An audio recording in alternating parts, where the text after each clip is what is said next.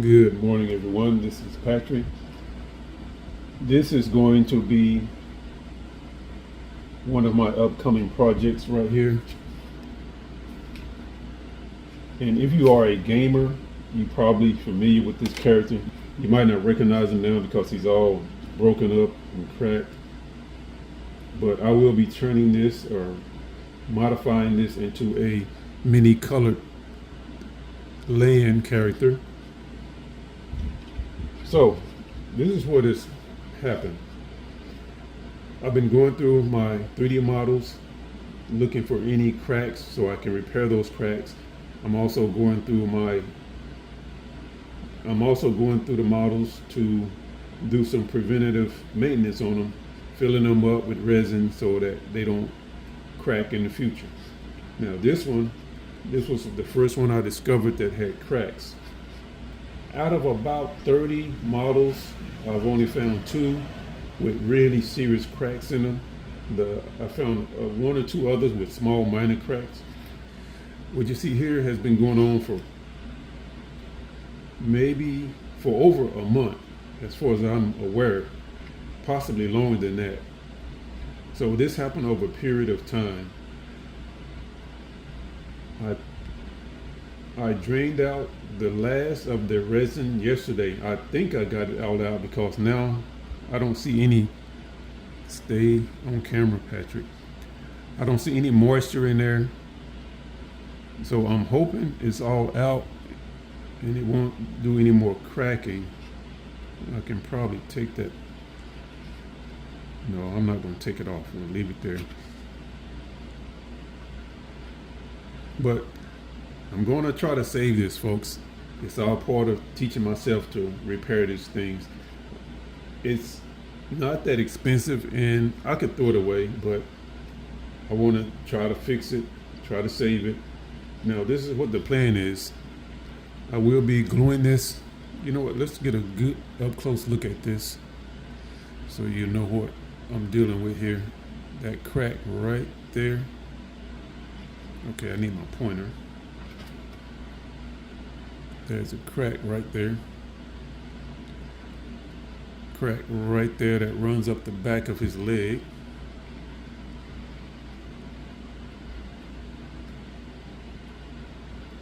And that crack comes back here.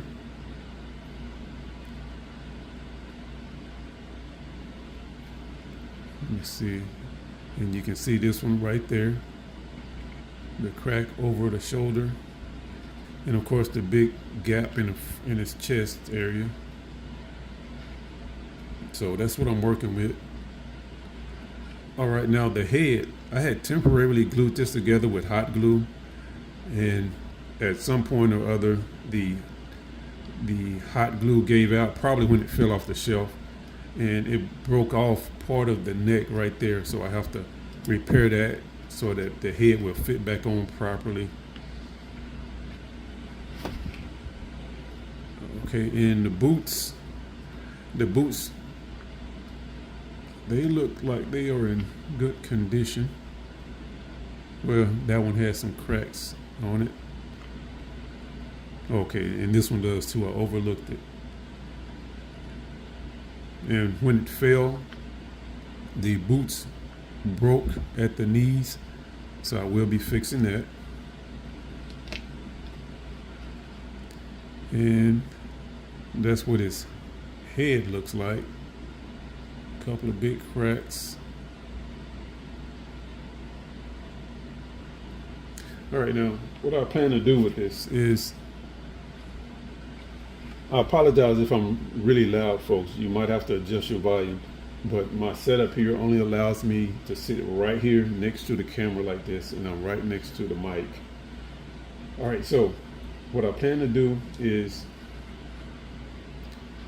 I'm gonna super glue all these cracks back together and try not to break anything else because it's really fragile right now. Super glue all of this stuff back. And I think I have a couple of missing pieces. I think there's a piece missing from right there. I'm not sure if it's missing or if it just opened up a really big gap when it cracked. So if I can't push this back together and glue it, what I will do is fill that with some epoxy clay. Same with the chest. I may have to use some epoxy clay to fill that in. Now, once I get this glue back together, I will be putting some resin inside to strengthen it and keep it from cracking again in the future. And to add, I'm on camera, man, I gotta stay centered on this camera. And to add some additional strength to it and support, stay on camera, Patrick. I will be using these skewers. If this was a larger model, I would use some steel, like some wire or steel rods. But since this is a smaller model, I think this will do. Now, the purpose of these is going to be, if I pause, that's because I'm looking in the camera to make sure that everything is still in frame. I will be putting these here and I hope you can picture what I'm trying to do here. I'll be putting those up through the leg and run it down into the boot to get at some support and kind of keep things together from falling apart. Let me see. So that's the plan for that. You will be seeing more of this, so if you're interested in that, make sure you stay tuned, folks. That project will be coming up soon. And for this channel, soon is a relative term because it takes me a while to get things done. But I'm going to call that a wrap. Thanks for watching the video, and thank you for supporting the channel. There's more to come. Stay tuned, and if you are not and if you are not subscribed, please do so. Bye.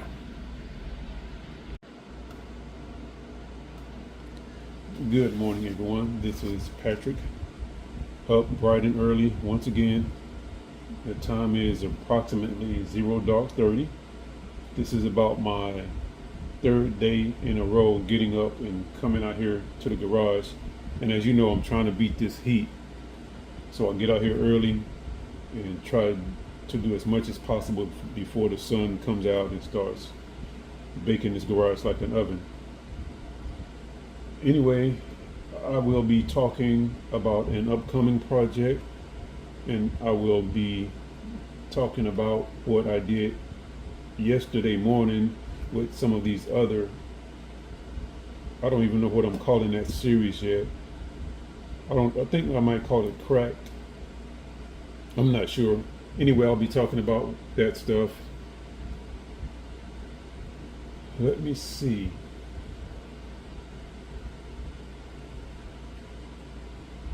All right. As you know, I'm learning to do statue repair, model repair, painting, anything involved with dealing with models and statues. I'm teaching myself, and it's not a short-term thing. I've been going at it for probably a couple of years now, and I'm learning. I learn as I go. Some things stick in my head, some things don't, so sometimes I will repeat a mistake. One big thing that I learned yesterday is you got to have the right equipment. I watch YouTube videos of guys doing statue work, and some of them make it look so easy. It's kind of deceiving because I think a lot of them, they come off as amateurs, but they're really not. They're professionals. And so I get in my head, oh, he's an amateur. He does it. I can do it too. Nope, wrong answer. Some of these guys, I know a lot of them don't do it intentionally, but at the same time, some of them do. So a lot of this stuff, I get in my head that, oh, I can do that. He did it. It wasn't a problem for him. Anyway, I think I kind of got off track. Anyway, so you got to have the right tools.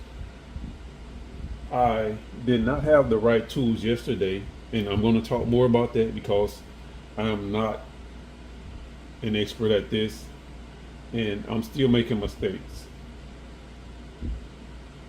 Yesterday, hold on, let me back up a little bit. Last week was my first time using epoxy. Well, resin, let's call it resin. It was my first time using resin. And by the way, this is what I'm using. It's not on camera, this stuff right here. That's what I'm using.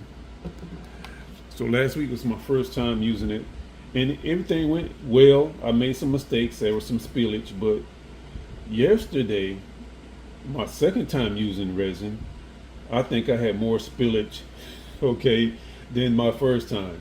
And I found out the reason is because of, is it on camera? Yeah. It's because of this thing. It's too small. The first time I used this, I was working with larger, hold on, let me show you what I'm talking about if I can. I was working with larger models like that. I hope it's in frame. If you can see it, that Cornish bust right there. I was working with something large like that. So using this small funnel was not an issue because I had a large area to work with. But yesterday I was working with smaller stuff like this. Can you see it? Yeah, there it is. And as you can see, it's a smaller hole, smaller average, not a smaller average, but a smaller area that I was trying to fill, and it just wasn't working. Trying to fill it because it would fill up real quick, and then it would back up the funnel. And I even had, can you see the big funnel? Yeah, I even had this big funnel attached to this, and it would fill up to the top of the big funnel, and then it would drain really slow, and it caused a lot of spillage. So I learned from that. I'm only going to use this when I have really small jobs.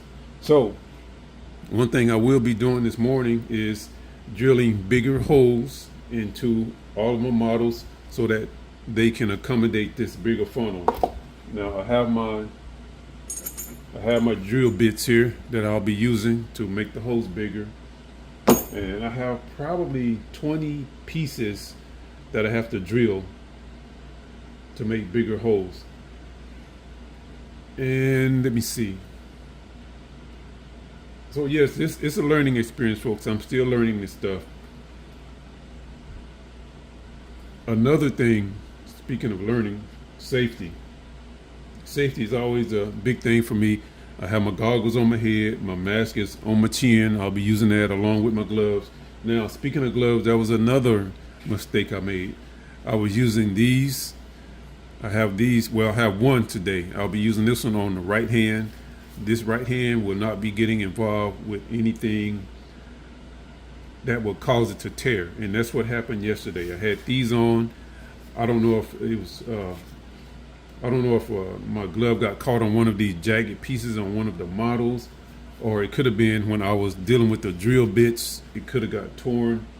And I did expose my finger, or my couple of my fingers, to the resin, and I did as the instructions said. I washed it with soap, and I even put some alcohol on it and wiped it down real good. It was this one mainly. Can you see it right there? And my thumb. Now you know the sensation you get when you get some super glue on your fingers. That's the sensation it has now. Plus, I believe I scraped off some of my skin when I was scrubbing my fingers, trying to get the stuff off. But it didn't kill me. But again, folks, safety is always important when dealing with this stuff. So always be safe if you're working with it. Now, where was I at? I think I got off track. Did I say I tore my glove? I think I said that already. So this will be my safe hand right here. Hopefully it doesn't come in contact with anything that might snag it or tear it. This glove right here is more heavy duty.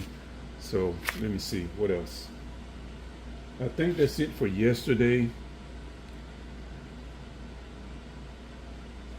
So I'm about to cut this off, talk about another upcoming project, and then I'll do another part to finish up with this video. I think that's it.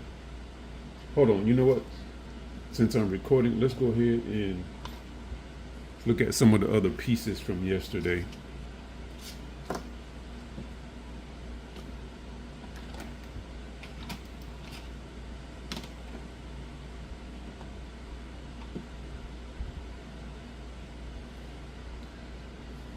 Okay, what you see, not including, I need a pointer. There we go. Okay, not including this model, but this stuff right here, plus 3 skulls, and the alien head was what I worked on yesterday. And I basically just coated everything. I put a light coat on the inside of everything. When you work with this, you don't want to put too much in at once because it will get really hot, and that might cause other problems that I'm not aware of, so I didn't want to risk it. Plus, I was mixing, hold on, I'll get to the plaster of Paris in a moment. So I didn't want to overdo it, so I only put a little bit in to coat it. And as you can see, there was a lot of spillage. Some of my holes, some of my patches did not hold up, and the resin came out. As you can see, it's all over this thing.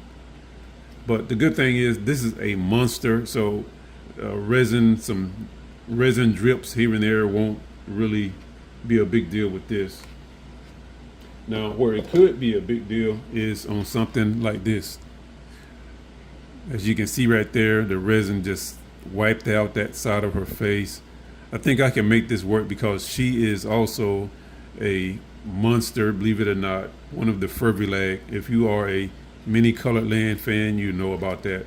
And since I'm talking about this, the green you see here, I marked that area in green because that is where my first crack was, right there.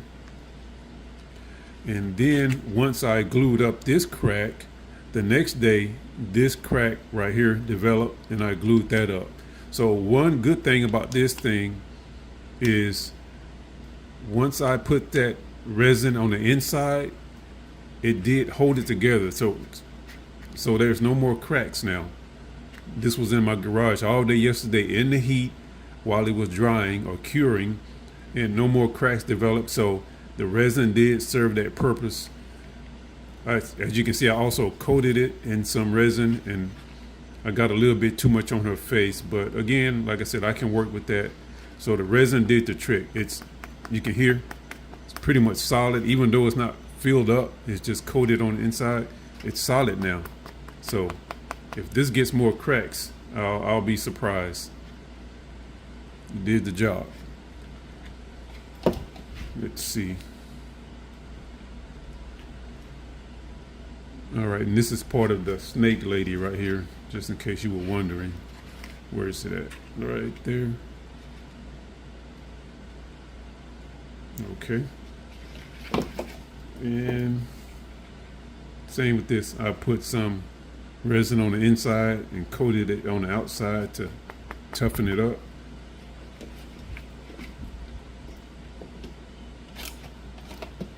Now, I don't see my Viking, but this is the stand or the base for my Viking. I put a little bit on the inside and some on the outside. And I think that's going to be good enough for this because as you can hear, it's solid, just about. So I'm going to call that one good right there. Where did I put my Viking? Okay, I see him. He's over there in the box. All right, then let's talk about this. Let me see. What else do I need to say? Not a whole lot. I think that's it, folks, for yesterday. Oh, one more thing. This base. This base, unbeknown to me at the time, there are baffles or chambers in this base. When I put my funnel, where's my funnel? Okay. I put my funnel in here and I started pouring my resin in. And I didn't know it at the time, but like I said, there are baffles in here and you can't see them, but they are there, believe me, trust me. I was pouring it in and it was backing up and spilling out, and I was like, why is it doing that? And so I would raise up the funnel a little bit to give it a little bit of airflow, and then I would also use my shish kebab stick to poke it and try to get it to go down quicker, and it kept backing up. And now I know why. So I'm going to be drilling several more holes into this so I can fill it, because this base right now, it sounds really solid because I coated it, as you can see. Some of it intentional, some of it not. But I still want to add some weight to it, so I'm going to drill. I was off camera. So I'm going to drill more holes to put more resin in it. And these are my no drills areas right here in the red, because those areas are right underneath the pegs where it keys in. So I don't want to drill there. So I will be doing that.